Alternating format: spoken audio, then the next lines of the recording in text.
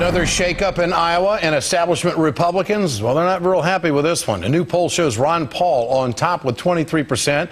Mitt Romney is 3 points behind him at 20%. Newt Gingrich has dropped to the third after losing 13 points in 2 weeks. The Newtster on the slide.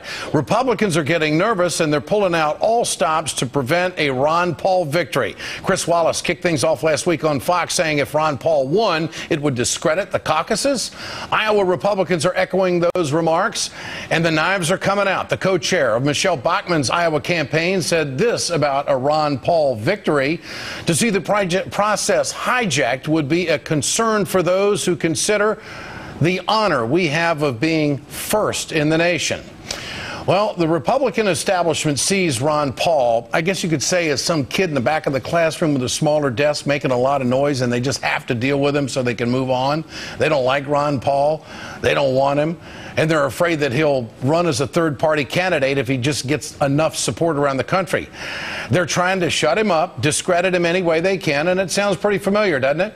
Republicans don't like democracy unless their guy wins. They're trying to shut Democrats up with voter suppression laws in states across this country.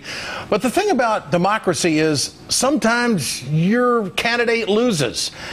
And I didn't hear Republicans complaining about anybody hijacking the 2000 election back down in Florida. Remember those days? Ron Paul is the only candidate on the Republican side who has been consistently rising in the polls since day one. He hasn't had the big dip, the big gaffe. His values have been in line with the Tea Party since, well, since before there was a Tea Party. Establishment Republicans riled up the Tea Party last year to win back the House, and it worked. Now they have to deal with the beast they created, which may be a Ron Paul victory in Iowa. For more, I'm joined by Eric Burns, Democratic strategist and founder of Bullfight Strategies. Great to have you with us, Eric.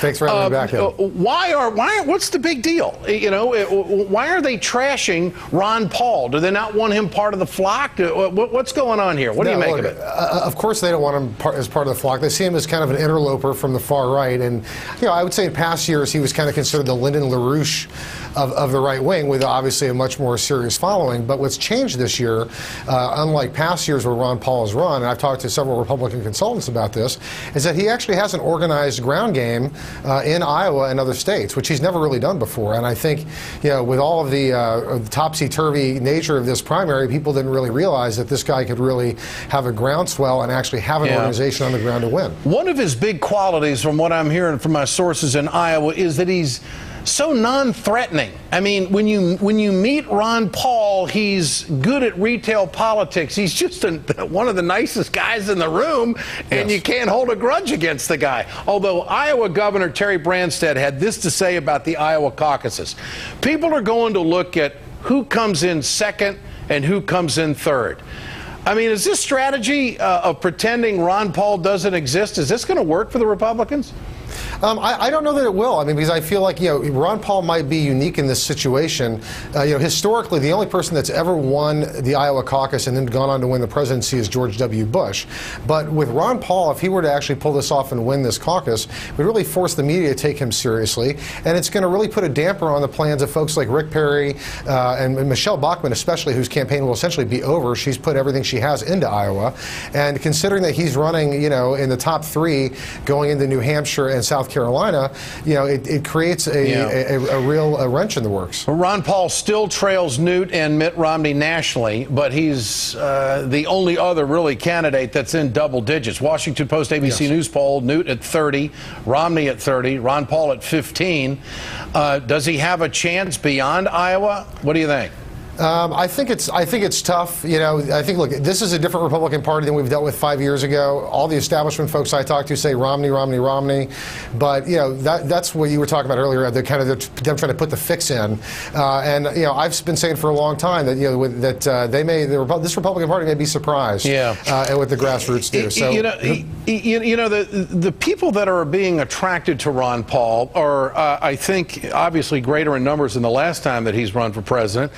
But there's this 20-something and 30-something movement that is out there in this country that they're socially liberal, they're fiscally responsible, and they think that they can take care of themselves down the road, and they don't need any help at all or any kind of program at all, or you know what I mean? I mean, he's tapping into something new, isn't he? Well, no, he absolutely is, and a lot of his critics will say, well, his vote really depends on the youth vote. But if you look at what he did, at the straw poll in Iowa in August, he did very, very well there. I think coming in second to Bachmann, if I'm not mistaken, and he did that without any college students in school. So I think these college kids have proven, these young people have proven that they will turn out for Ron Paul. Well, he's got a very, very serious following, and I think that could really prove a factor in this. Well, they defeated Hillary Clinton in Iowa. I mean, the young kids got out for Barack Obama. I think there's a real parallel between the two candidates as far as demographics are concerned.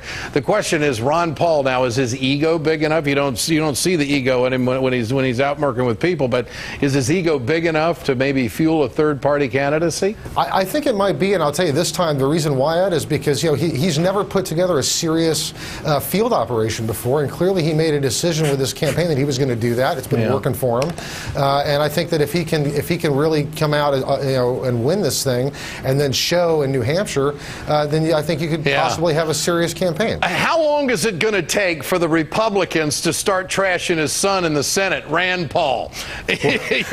Not only is Ron wrong, but Rand, we got to take care of him too, even though he's in the Senate. I mean, they are out to get this guy off the map and out of the way and move somebody in from the establishment. Eric Burns, great to have you with us tonight. Good to have you back with us. Next in